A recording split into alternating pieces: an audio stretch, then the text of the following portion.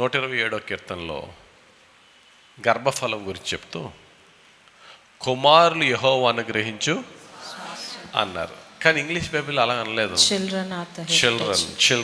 చిల్డ్రన్లో gender ఉందమ్మా, male female gender ఉందా? పిల్లలు, కుమారులు కాదు, చిల్డ్రన్. చదవండి 127వ కీర్తన 3వ వచనం ఏముందమ్మా? కుమారులు యెహోవా అనుగ్రహించు స్వాస్యము, యెహోవా అనుగ్రహించు స్వాస్యము, గర్భఫలము ఆయన ఇచ్చు బహుమానమే. గర్భఫలము ఆయన ఇచ్చు బహుమానమే అనే మాట ఉంది. కుమారులు అన్నారు అక్కడ. ఇంగ్లీష్ బైబిల్లో కింద ఏముందమ్మా? Behold, children are a heritage from the Lord, the fruit of the womb is a reward. Children అనే మాట ఉంది. కాబట్టి పురుషుడైనా స్త్రీ అయినా ఎవరిచ్చిన వరం అండి? దేవుడిచ్చిన వారు. నాకు 2 కూతుర్లు ఉన్నారు. ఒక కూతుర్ల యొక్క తండ్రిగా నేను చెప్పేది ఏంటంటే, receive the gift of God as it is, whether it is a girl, whether he or he, boy or a girl, it's a God's blessing. అది ఆయన చేతుల్లోంచి వచ్చిన దాన్ని మనం తీసుకుంటున్నప్పుడు ఆయన చేతుల్లో మాస్టర్ పీస్ని డిఫెక్ట్ ఉందని చెప్పగలిగే శక్తి ఎవరికి ఉందండి? నువ్వు ఎలా కాకుండా అలా చేసుంటే బాగుండు అని చెప్పగలమా? పరమ తండ్రి సృష్టికర్తని ఆయన మనకి ఇచ్చాడు అంటే దాన్ని ఎంతో కృతజ్ఞతతో ఎంతో సంతోషంగా తీసుకోవాలి. అయితే ఒకటి, ఇద్దరు కొడుకుని నీ చేతికి ఇచ్చిన, కూతురిని నీ చేతికి ఇచ్చిన, ఇస్తున్న దేవుడు ఏమంటాడంటే, నా బిడ్డ నీ చేతిలో పెడుతున్నా. నీ బిడ్డ కాదు, నా బిడ్డ నీ చేతిలో పెడుతున్నా. ఎందుకు తెలుసా? నా కొరకు నువ్వు పెంచుతావని. పెంచినందుకు నీకు నేను జీతం ఇస్తా. ఎవరి మాట ఇది?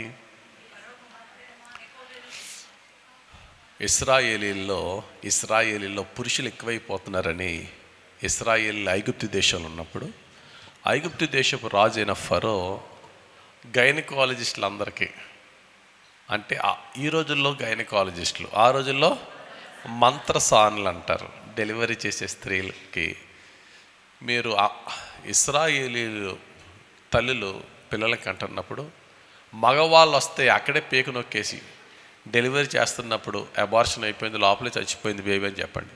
ఆడపిల్లలు ఉంటే చక్కగా డెలివరీ చేయండి అన్నారు. అటువంటి టైంలో మరి ఆ యొక్క గైనకాలజిస్టులు, ఆ నర్సులకి దేవుడు మంచి హృదయాన్ని ఇచ్చి ఆ పాపం చేయలేదు వాళ్ళు. దేవుడు వారిని దీవించాడు. అందుకనే మోషే కన్నా తర్వాత మోషే తల్లి భయపడి అయినా పురుషుల్ని చంపేస్తున్నారని దాచి జమ్ము పెట్టెలో పెట్టి నైల్ నదిలో వదిలితే అది ఎక్కడికి వెళ్ళింది? ఫరో కుమార్తె స్నానం చేస్తుంది. ఏంటి పెట్టెని ఇలా ఓపెన్ చేసేటప్పటికి బాక్స్ ఇలా ఓపెన్ చేసిన చిన్న బాబు. అలా చూసిన వెంటనే ఆ బాబు దివ్య సుందరుడై, బానిసలు కొడుకని తెలుసు, ఎవరెక్కడ దాచుకున్నారని తెలుసు, కానీ ఫరో కుమార్తె, రాజుగారి కుమార్తె చూసి ఆ చంటి బిడ్డని చూసి అబ్బా నాకు కావాలి, నేను పెంచేసుకుంటాను, తీసేసుకున్నాను. కొన్నిసార్లు కొంతమందిని చూస్తే వెంటనే ఓన్నెస్, నాకు కావాలి ఈ బిడ్డ, నేను పెంచేసుకుంటాను. అరే బానిసకి పుట్టినోడు, బానిస అయితే ఏంటి, ఎవరికి కావాలా, నాకు కావాలని తీసుకుంది. అక్కడే మోషే యొక్క అక్క కాపలాగా చూస్తూ, అమ్మగారండి ఈ బాబుని పెంచడానికి ఒక దాదీని పిలవమంటారా అంటే, పిలు అంటే చెప్పకుండా తల్లినే పిలిచినప్పుడు ఆ యొక్క ఈసారి అఫీషియల్గా అనమాట, నా కొడుకుగా నువ్వు పెంచు. ఫరో కుమార్తె గారు పెంపుడు కొడుకు అంటే ఎవరేమంటారు? ఎవరేమని అప్పుడు ఇస్తూ అన్న మాట ఏంటంటే, ఈ బిడ్డను నీకిస్తున్నా, నా కొరకు నువ్వు పెంచు, నీకు నేను జీతం ఇస్తా. ఫరో కుమార్తె మోషే తల్లి పేరేంటి? యెకోబెతుతో చెప్పిన మాటే దేవుడు కూడా మనందరితో చెప్తున్నాడు. నా బిడ్డని నీ చేతిలో పెడుతున్నా, కొడుకా కూతురా కాదు, నా బిడ్డ, నీకెందుకు, నువ్వు ఎవరోరా, నువ్వు తండ్రివైన తల్లివైన ఎవరంటే వాడిని పెంచడమే నీ పని. పెంచినందుకు నేను దీవిస్తా, నీకు నేను జీతం ఇస్తా. కాబట్టి దేవుడిచ్చిన వరాన్ని సంతోషంగా చూసుకోవాలి. కానీ నా కొడుకులు పుట్టలేదని ఏడుపు ఉండకూడదు, కూతురు పుట్టలేదని ఏడుపు ఉండకూడదు. దాన్ని హ్యాపీగా ఒక బ్లెస్సింగ్గా మనం తీసుకోవాలి. ఇక్కడ 3 కేటగిరీస్ ఆఫ్ ఉమెన్ ఉన్నారు, ఫిమేల్స్ ఉన్నారు. 3 కేటగిరీస్ ఆఫ్ ఫిమేల్స్. ఒకళ్ళు గర్ల్స్ ఉన్నారు ఇక్కడ, బిలో 18 years. 2 యంగ్ ఉమెన్ ఉన్నారు, స్త్రీల్లోనే యంగ్ ఉమెన్ ఉన్నారు. 3 స్త్రీల్లోనే ఎల్డర్లీ ఉమెన్ ఉన్నారు. ఓల్డ్ అనకూడదులే, elderly women are well seasoned women. Elderly 3 ఎవరు చెప్పండి? Girls, young women, elderly women ఉన్నారు. ఈ 3కి 3 విషయాలు ఈ వాక్యంలో 3 విషయాలు చెప్తారు. మొట్టమొదటిగా గర్ల్స్కి యంగ్ ఉమెన్ ఇన్స్పిరేషన్గా ఉంటారు. నీకు ఇన్స్పిరేషన్ ఎవరంటే ఆ అక్క, ఆ ఆంటీ అంటారే కానీ ఆ అమ్మమ్మ అనరు. సాధారణంగా గర్ల్స్ అమ్మమ్మను చూడరు, ఇమ్మీడియట్ నెక్స్ట్ తీసుకుంటారు, అంతేనా? యంగ్ ఉమెన్ తీసుకుని నీకు ఇన్స్పిరేషన్ ఎవరంటే అప్పుడు వాళ్ళు ఏమంటారు? వాళ్ళకన్నా ఎల్డర్లీ ఉమెన్ అంటారు. కాబట్టి ఎల్డర్లీ ఉమెన్ ఎవరికి ఇన్స్పిరేషన్గా ఉండాలా? యంగ్ ఉమెన్కి ఇన్స్పిరేషన్గా ఉండాలి. యంగ్ ఉమెన్ ఎవరికి ఇన్స్పిరేషన్గా ఉండాలా? గర్ల్స్కి. గర్ల్స్ అందరూ కూడా చాలామంది యంగ్ గర్ల్స్ ఉన్నారు, ఆ అక్కలా ఉండాలి, ఆ ఆంటీలా ఉండాలి, అవునా? ఉంటుందా? అటువంటి ఇన్స్పిరేషన్. ఆ ఇన్స్పిరేషనల్గా మీరు తీసుకున్న వ్యక్తులుగా యంగ్ గర్ల్స్ మారాలంటే ఏం చేయాలా? చిన్న వయసులో ఉన్న పిల్లలు ప్రస్తుతం మీ కంటికి కనబడుతున్న మంచి young girls or young boys, మంచి ఉన్నత స్థితిలో ఉన్న మీ యొక్క అంకుల్స్, ఆంటీస్, సిస్టర్స్, బ్రదర్స్లా మీరు మారిపోవాలంటే మీరు చేసే పని ఏంటి? ఎలా ఉండాలి అంటే, గర్ల్స్ అందరికీ నేను ఇచ్చే అడ్వైజ్ ఏంటో తెలుసా? మీకన్నా పెద్దవారితో, మీకన్నా పరిపక్వత కలిగిన వారితో, మీకన్నా ప్రజ్ఞావంతులతో, మీకన్నా ఆత్మీయంగా ఎదిగిన వారితో సహవాసం చేయడానికి ట్రై చేయండి. కానీ 100కి 90 మంది యంగ్ గర్ల్స్ ఆర్ బాయ్స్ ఎవరితో సహవాసం చేయడానికి ట్రై చేస్తారంటే వాళ్ళు ఈక్వల్ ఏజ్తోనే ఇంట్రెస్ట్ చూపుతారు, కానీ వాళ్ళకన్నా పెద్దవాళ్ళతో స్నేహం చేయడానికి ఇంట్రెస్ట్ చూపరు. బైబిల్లో ఒక మాట ఉంటుంది, ప్రభు అంటున్నాడు, సింహాలని 3 భాగాలుగా విభజించారు. తెలుగులో సింహం ఒకటే, ఇంగ్లీష్లో సింహానికి 3 పేర్లు ఉన్నాయి. మొట్టమొదటిగా కబ్స్ అంటే సింహపు పిల్లలు. రెండవదిగా లైనస్ అంటే ఆడసింహాలు. మూడవదిగా లైన్స్ అంటే మగ సింహాలు. 3 సింహాలే, కాకపోతే వాటికి ఇంగ్లీష్లో పేర్లు మార్చారు. కబ్స్ అంటే సింహపు పిల్లలు, లైనస్ అంటే ఆడసింహం, లయన్ అంటే మగసింహం. ఈ 3 కలిసి ఈ గ్రూప్ వెళ్తున్నప్పుడు 3లో మోస్ట్ పవర్ఫుల్ అండ్ మైటీ, బలమైనది, వేటాడేది ఎవరు చెప్పండి? లైనస్, ఆడసింహం. వేట తెచ్చేసేది ఆడసింహం. కానీ అందరూ ఫ్యామిలీగా వెళ్తున్నప్పుడు ముందు ఎవరు వెళ్ళాలట? నేను బలవంతురాల్ని, నేను వేటాడేదాన్ని, నేను పవర్ఫుల్ అనుకున్నా సరే she will step back and let the lion lead the family. ఆ సింహానికి ఉన్న ఆ డిసిప్లిన్ చూస్తే నాకు చాలా ఆశ్చర్యం వేస్తుంది. దాని గురించి నేను చదివినప్పుడు లయన్ ఎప్పుడు లీడ్ చేస్తుందట, ఆ లయన్ని లైనస్, కబ్స్ ఫాలో అవుతాయట. వేటాడి తెచ్చే విషయంలో మాత్రం నువ్వు అక్కడ ఉండి నేను చూసుకుంటానంటదట ఎవరు? లైనస్. ఇప్పుడు సింహపు పిల్లలు ఉన్నాయి,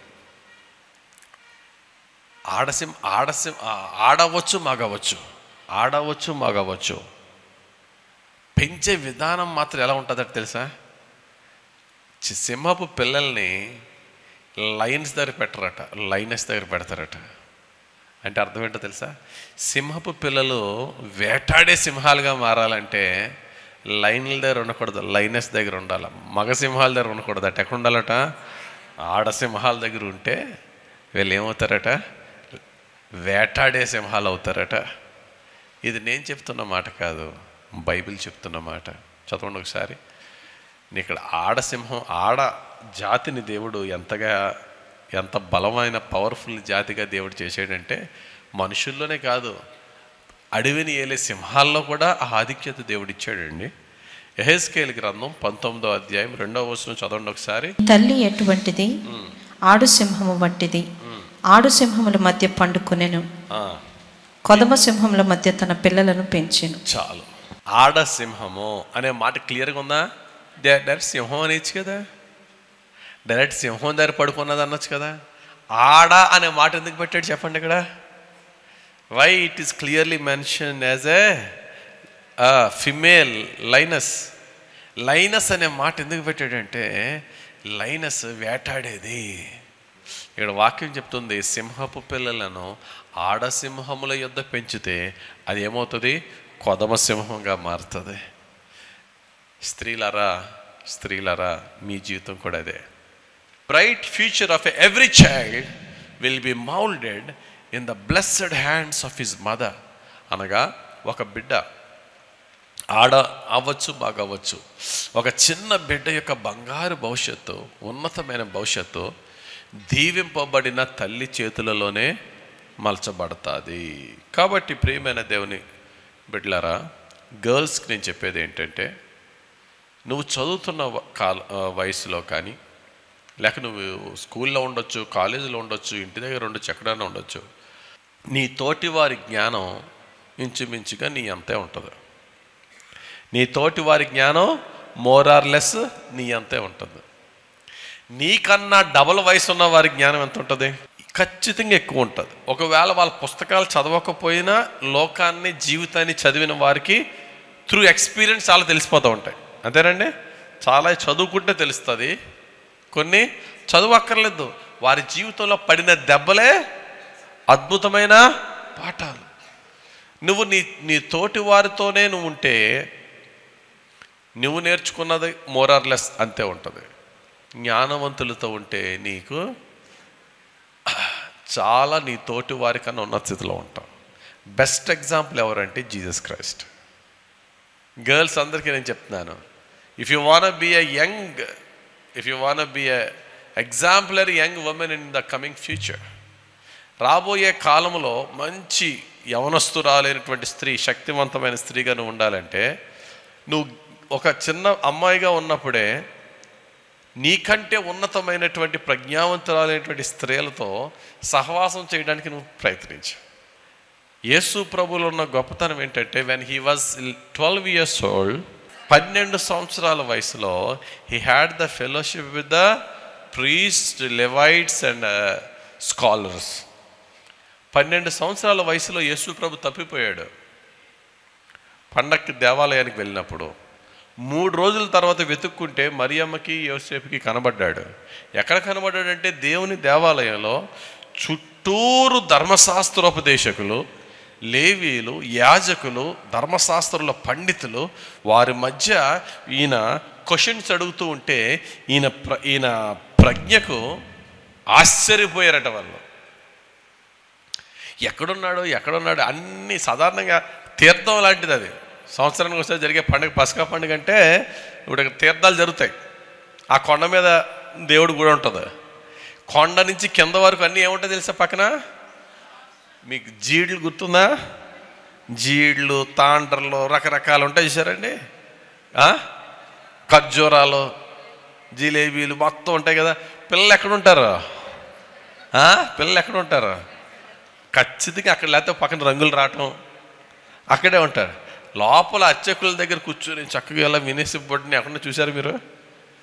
అది వీళ్ళు బేసిక్గా యేసు ప్రభు వీళ్ళకి 3 రోజులు దొరకపోవడానికి కారణం ఏంటో తెలుసా? వీళ్ళు వెతికింది అక్కడే వెతుకుంటారు. ఎవరో మరియమ్మ, యోసేపులు. అంతా వెతికి అప్పుడు ఎక్కడో గుడి లోపలికి వెళ్ళేటప్పటికి స్కాలర్స్ మధ్య కూర్చొని మాట్లాడుతూ ఉంటే వీళ్ళు ఆశ్చర్యపోయారు. అక్కడికి వెళ్ళి యేసు ప్రభుని తెచ్చుకున్నారు. ఈ విషయం మనకు లూకా సువార్త 2వ అధ్యాయం 46-47 వచనాల్లో ఉంటుంది. దీన్ని బట్టి అర్థమైంది ఏంటి చెప్పండి? యేసు ప్రభుని బట్టి ఆయన బాల్యం ఎవరితో గడిపాడు చెప్పండి? ఆయన బాల్యం ఎవరితో గడిపాడు? జ్ఞానులతో గడిపాడు. ఇంకా మాటలు చెప్పాలంటే తనకన్నా పెద్ద వయసు కలిగిన వారితో గడిపాడు. కాబట్టి గర్ల్స్ అర్థమవుతుందా? ఎవరితో ఫెలోషిప్ చేయాలి? అన్ని విషయాల్లో నాకన్నా బాగా మెరుగైన వారు వీరు, వీళ్ళతో కొద్దిసేపు మాట్లాడితే 4 మాటలు నేర్చుకోవచ్చు అనే ఆలోచన కలిగిన వారితో సహవాసం చేయడానికి ట్రై చేయండి. అది మీకు మేలుకరంగా ఉంటుంది. అది యేసు ప్రభు జీవితాన్ని చూసి మనం నేర్చుకోవచ్చు. మరొక యంగ్ గర్ల్ మీకు చెప్తాను. ఆమె పేరు రోదే. పేతురు గారు చెరసాల్లో ఉన్నారు. చెరసాల్లో ఉన్న పేతురు గారిని చంపేయడానికి హేరోద్ అగ్రిప్ప అనేవాడు ప్లాన్ వేశాడు. ఆ రాత్రి చంపకూడదు. ఆచార ప్రకారంగా ఇప్పుడు కూడా ఇండియన్ పీనల్ కోడ్ ప్రకారంగా ఎంత దొంగోడు, ఎంత దుర్మార్గుడు, ఎంత పెద్ద మాఫియా డాన్ కనబడినా వాడికి మరణశిక్ష చేయాలంటే నైట్ టైం వేయకూడదు. తెల్లవారేంత వరకు కూడా చంపకూడదు. Night time చంపరు. కొన్ని దేశాల్లో ఆ కోడ్ ఉంది, ఇండియాలో కూడా ఉంది. ఆ రోజుల్లో రోమీలు కానీ యూదులు కానీ రాత్రులు ఎవరిని చంపరు. సూర్యుడు ఉదయించిన తర్వాతనే చంపాలి. పేతురు గారిని చంపేద్దామని ఆల్రెడీ జైల్లో వేశారు. దానికి ముందు యాకోబు గారిని చంపేశాడు. ఎవరు? హేరోద్ అగ్రిప్ప అనేవాడు. తెల్లారితే పేతురు గారిని చంపేద్దాం అనేటప్పటికీ సంఘమంతా తీవ్రంగా ప్రార్థన చేస్తున్నారు జాన్ మార్క్ ఇంట్లో. పేతురు గారిని దేవదూత అద్భుతంగా రక్షించి బయటికి ఆ చెరసాల నుంచి నడిపించిన తర్వాత తలుపు కొడుతున్నప్పుడు తలుపు తీయండి అంటే పేతురు గారి వాయిస్ని రికగ్నైజ్ చేసింది ఓన్లీ వన్ అండ్ ఓన్లీ రోదే. ఒకరి వాయిస్ని అందరికంటే బాగా ఎవరు రికగ్నైజ్ చేయగలరు చెప్పండి? ఎవరు ఆ వ్యక్తితో ఎక్కువ సహవాసం చేస్తారో దీన్ని బట్టి మీకు ఏమర్థమైందంటే రోదేలో ఉన్న యంగ్ గర్ల్ అయినటువంటి రోదేలో ఉన్న 2 ముఖ్యమైనటువంటి క్వాలిటీస్ మనం చూస్తున్నాం. నెంబర్ వన్ రాత్రి వేళ హోల్ నైట్ ప్రేయర్లో పెద్దలు మాత్రమే మెలకువగుండి ప్రార్థన చేసే దాంట్లో ఈ యంగ్ గర్ల్ వాళ్ళతో ఉంది. అమ్మా వింటున్నారా? చిన్నపిల్లలారా, భవిష్యత్తులో మీరు పవర్ఫుల్ యంగ్ లేడీస్ అవ్వాలి అంటే నేర్చుకోండి. ఇది compete with the younger people, elder people. మేము ఎక్కడా తగ్గేది లేదు. మేము కూడా ఉంటాం హోల్ నైట్ ప్రేయర్లో. రోదే ఉంది. ఇంకోటి ఏంటంటే రెండోది రోదే ఎవ్వరూ రికగ్నైజ్ చేయలేని పేతురు గారి వాయిస్ని రోదే రికగ్నైజ్ చేసిందంటే కారణం ఏంటి చెప్పండి? బహుశా రోదే మరియమ్మ యేసు ప్రభు కాళ్ళ దగ్గర కూర్చొని ఎలా విన్నదో వాక్యం, రోదే అంత చక్కగా పేతురు గారి వాక్యం విని ఉంటుంది. అందుకనే she could able to recognise Peter's voice much better than anybody else. ఆడపిల్లలారా గమనించండి, సహవాసం ఎవరితో చేస్తున్నారు? మీరు ఉంటున్నది ఎక్కడ ఉంటున్నారు? మీరు అక్కడి నుంచి నేర్చుకుని బయటికి వెళ్తున్నప్పుడు ఎలా ఉంటున్నారు? సిరియా దేశపు సైన్యాధిపతి అయిన నయమాన్ ఇంటికి ఒక బానిసగా ఒక చిన్న అమ్మాయిని తీసుకెళ్ళిపోయాడు. ఇశ్రాయేలీయురాలైనటువంటి చిన్న అమ్మాయిని. ఆ చిన్న అమ్మాయి నయమానికి స్వస్థతకి, నయమానికి రక్షణకి, కుటుంబం అంతా ప్రభుని తెలుసుకోవడానికి కారకురాలైంది. కారణం ఏంటో తెలుసా? ఆమె ఇంకా యంగ్ లేడీ అవలే. ఆ చిన్నపిల్ల ఇంకా చిన్న బిడ్డగా ఉన్నప్పుడే తన దేశం సిరియా దేశం మీద ఓడిపోయింది. ఆ రోజుల్లో ఒక దేశం ఇంకో దేశాన్ని ఓడిస్తే ఏమవుతుంది? ఓడిపోయిన దేశ ప్రజల్ని నగ్గిన దేశస్తులు ఏం చేస్తారు? బానిసలుగా తీసుకెళ్ళిపోతారు. ఈ అమ్మాయిని చూసి మనం నేర్చుకోవాలి. ఈ అమ్మాయి చిన్న వయసులో వేరే దేశానికి బానిసగా వెళ్ళిపోయింది.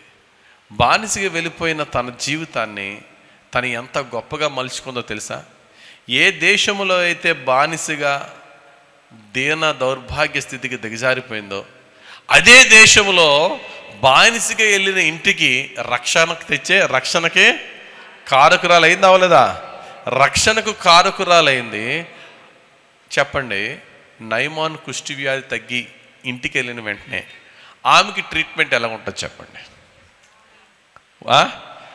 ఆమెకి ఎలా ఉంటుంది ట్రీట్మెంట్?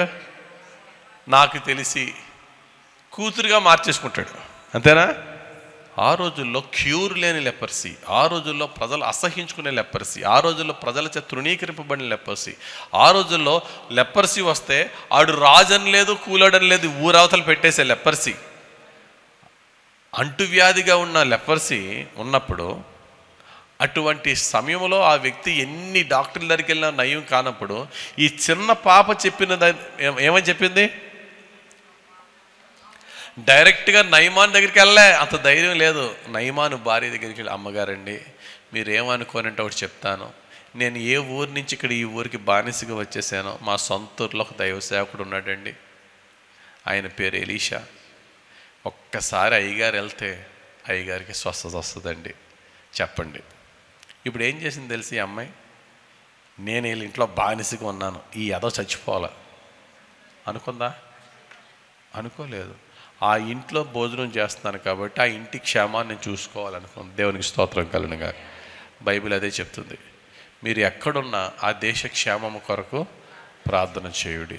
ఆమె మంచి మనసుతో ఆ అమ్మాయి చేసినప్పుడు, సరే ఒక ప్రయత్నం చేద్దామని చెప్పి ప్రయత్నం చేసిన తర్వాత నయమానికి స్వస్థ వచ్చినప్పుడు, నయమాను తన జీవితకాలం అంతా ఆ అమ్మాయిని విడిచిపెడతాడా? ఎంత ఘనపరుస్తాడు. కారణం ఏంటంటే చెప్పండి, ఆమె తన చిన్న వయసులోనే ఇంకో దేశానికి బానిసగా వెళ్ళిపోతానని ఆమెకు తెలియదు. కానీ ఆ స్థితి రాకముందే ఆమె దైవ సేవకుని సముఖంలో దైవ సేవకుని దగ్గర తన గడిపింది కాబట్టి తనకు ఆ విశ్వాసం పెరిగింది. ఇంకో భయం ఉండొచ్చు, ఆడికి వెళ్ళిన తర్వాత ఏం అవ్వలేదు అనుకో, ఈ పనికిమాలని చెప్పింది దీనివల్ల టైం వేస్ట్ అనే పరిస్థితి కూడా వస్తుంది, రాదా? వస్తుంది. కానీ షీఈస్ హ్యావింగ్ ఫెయిత్. నా దేవుడు గొప్పవాడు, నా దైవ సేవకుడు నిజమైన దైవ సేవకుడు, నా యజమానికి మేలు కలుగుతుంది. రాబోయే దినాలు ఎలాగుంటాయని మీకు తెలీదు. టైం వేస్ట్ చేయొద్దు. రాబోయే దినాలు మంచి రోజులు వస్తాయో చెడ్డ రోజులు వస్తాయో మీకు తెలియదు. మీ తల్లిదండ్రులు బతికుంటారో మీకు తెలియదు. మీ బ్రతుకులు బాగుపడతాయో లేదో మాకు ఎవరికీ తెలియదు. కానీ ఒకటి గుర్తుపెట్టుకోండి, ఆ దినాలు రాకముందే దేవునిలో బలపడండి. ఆ దినాలు రాకముందే తండ్రిని తల్లిని ఆధారం చేసుకోకుండా దేవుణ్ణి ఆధారం చేసి బ్రతకండి. ఆ టైం వచ్చినప్పుడు నువ్వు ఎక్కడికి వెళ్ళినా అక్కడ దేవుడిని హెచ్చిస్తాడు. దేవునికి స్తోత్రం కలుగును గాక. దేవుడు చిన్నప్పటి నుండే కొంతమందిని ఏర్పరచుకుంటాడు. ఇర్మియాని ఎప్పుడు ఏర్పరచుకున్నాడు? అందుకనే నేను బాలుడని అనవద్దు ఇర్మియా, I have chosen you as a prophet అన్నాడు. భక్తుడైన దావీదుని ఎప్పుడు ఏర్పరచుకున్నాడు? దావీదు గొలియాతు యుద్ధానికి వెళ్ళినప్పుడు అక్కడ బాలుడైన దావీదు అని రాయబడి ఉంటుంది. యోసేపుని ఎప్పుడు ఏర్పరచుకున్నాడు? చిన్న వయసులోనే. అయితే నేను ఒక మంచి మాట చెప్తాను, గుర్తుపెట్టుకోండి. నీ యొక్క బాల్యంలో నీ ఆత్మీయతను కాపాడుకుంటే,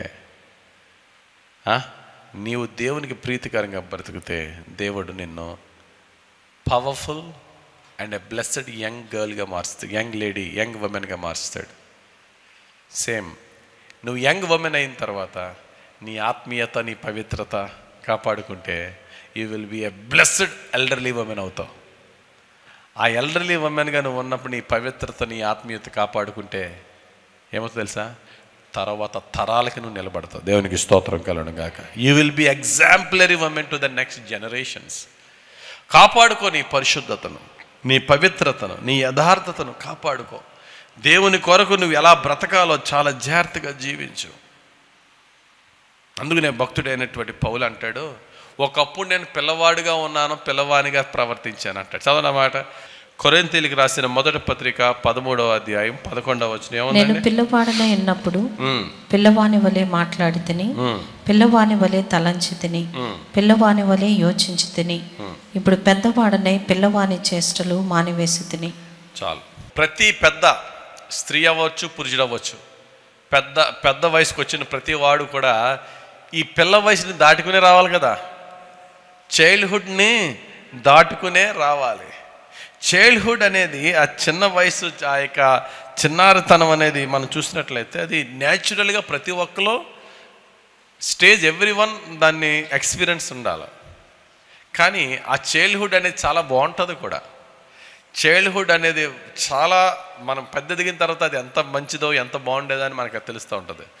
కానీ the most dangerous thing is ఆ చైల్డ్హుడ్లో నువ్వు ఉన్న జీవితం నీకు తెలుసు, కానీ remaining childish even after becoming adult is dangerous.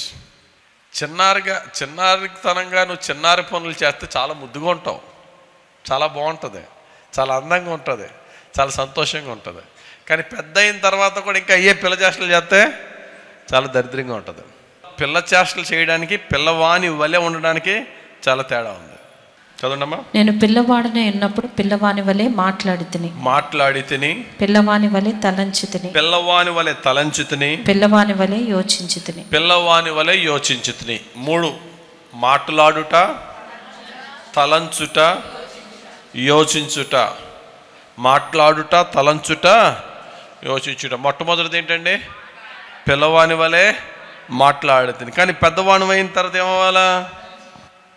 పెద్దవాళ్ళం అయిన తర్వాత మాటల్లో ఫస్ట్ చేంజ్ ఉండాలి. అది గుర్తుపెట్టుకోండి.